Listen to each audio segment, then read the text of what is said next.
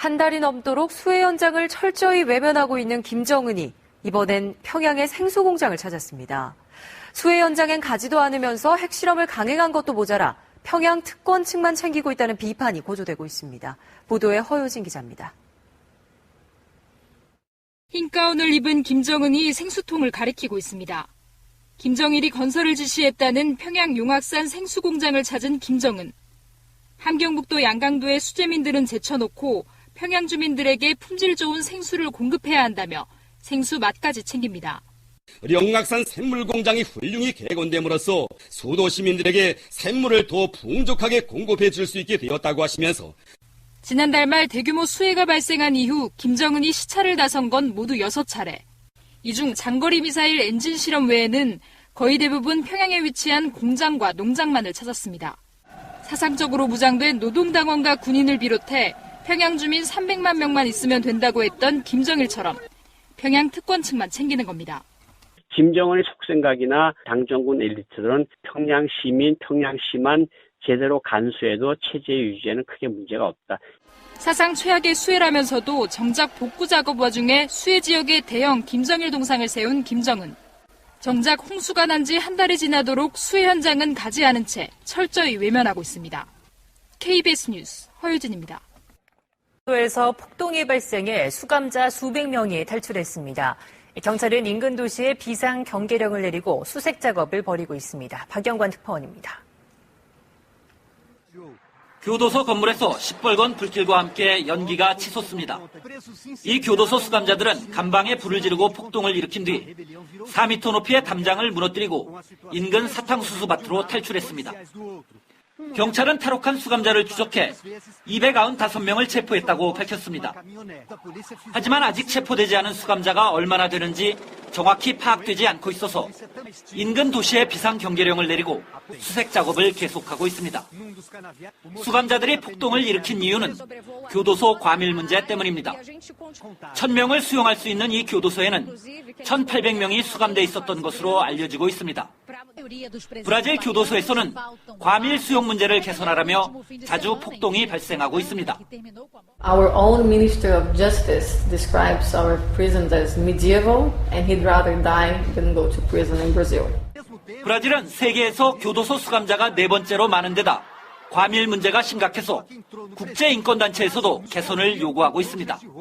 상파울루에서 KBS 뉴스. 도록 수해 현장을 외면하고 있는 김정은이 이번엔 평양의 생수 공장을 찾았습니다. 수해 현장엔 가지도 않으면서 핵실험을 강행한 것도 모자라 평양 특권 측만 챙기고 있다는 비판이 고조되고 있습니다. 허유진 기자가 보도합니다. 흰 가운을 입은 김정은이 생수통을 가리키고 있습니다. 김정일이 건설을 지시했다는 평양 용악산 생수 공장을 찾은 김정은. 함경북도 양강도의 수재민들은 제쳐놓고 평양 주민들에게 품질 좋은 생수를 공급해야 한다며 생수 맛까지 챙깁니다. 영악산 샘물공장이 훌륭히 개건됨으로써 수도 시민들에게 샘물을 더 풍족하게 공급해 줄 수 있게 되었다고 하시면서 지난달 말 대규모 수해가 발생한 이후 김정은이 시차를 나선 건 모두 6차례. 이 중 장거리 미사일 엔진 실험 외에는 거의 대부분 평양에 위치한 공장과 농장만을 찾았습니다. 사상적으로 무장된 노동당원과 군인을 비롯해 평양 주민 300만 명만 있으면 된다고 했던 김정일처럼 평양 특권 측만 챙기는 겁니다. 김정은의 속생각이나 당정군 엘리트들은 평양 시민, 평양시만 제대로 간수해도 체제 유지에는 크게 문제가 없다. 사상 최악의 수해라면서도 정작 복구 작업 와중에 수해 지역에 대형 김정일 동상을 세운 김정은. 정작 홍수가 난 지 한 달이 지나도록 수해 현장은 가지 않은 채 철저히 외면하고 있습니다. KBS 뉴스 허유진입니다. 박근혜 대통령이 주한 미군 장성들을 청와대로 초청해 오찬을 함께하며 굳건한 한미동맹과 연합방위태세를 재확인했습니다. 박 대통령은 북한 핵은 한미 양국의 턱 밑에 있는 비수 같은 존재라며 시급히 해결해야 한다고 강조했습니다. 김병영 기자입니다. 박 대통령이 빈센트 브룩스 한미연합사령관 등 주한미군 장성들을 청와대로 초청해 오찬을 함께했습니다. 북한이 언제 어떤 형태로 도발할지 알 수 없는 현 상황의 엄중함을 강조하면서 북핵 문제 해결의 시급성을 환기시켰습니다. 북한의 핵 위협은 턱 밑에 비수와 같아서 긴급하게 해결하지를 않으면 언젠가는 반드시 양국 국민들에게 큰 피해를 주게 될 것입니다.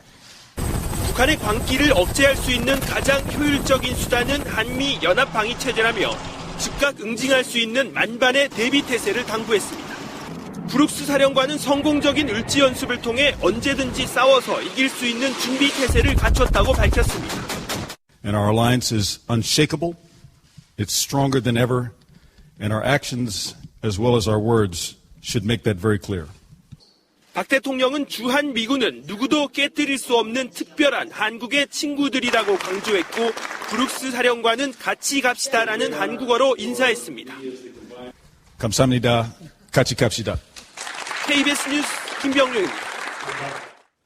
미국 하원이 대북 제재의 실효성을 높이기 위해 북한을 국제금융거래망에서 배제하는 초강경 법안을 발의했습니다. 법안에는 스위프트 같은 국제금융거래에 필수적인 암호화된 특수금융 메시지 서비스를 북한이 이용하지 못하도록 하는 내용이 담겼습니다. 유럽연합이 북한을 국제금융거래 시스템에서 퇴출시키는 방안을 추진하고 있습니다. 핵과 미사일 개발을 저지하기 위해 보다 효과적인 수단으로 실질적인 압박을 가하려는 겁니다. 워싱턴의 이재원 특파원입니다. 해외로 돈을 송금하거나 해외에서 자국에 돈을 보내려면 스위프트, 즉 국제은행 간 통신협회의 전자결제망을 이용해야 합니다. 세계 200여 개 나라 11,000여 개 금융기관이 스위프트망을 이용하고 있습니다. 이 국제금융거래망에서 북한을 배제하는 협정을 미국과 유럽연합이 추진하고 있습니다. Including and particularly to deny North Korea access to the international banking infrastructure that it has abused and manipulated in furtherance of its illicit programs. 북한 금융기관 식별 코드를 특정해 거래를 못하게 하거나 장기적으로는 북한은행을 스위프트에서 강제 탈퇴시키는 겁니다.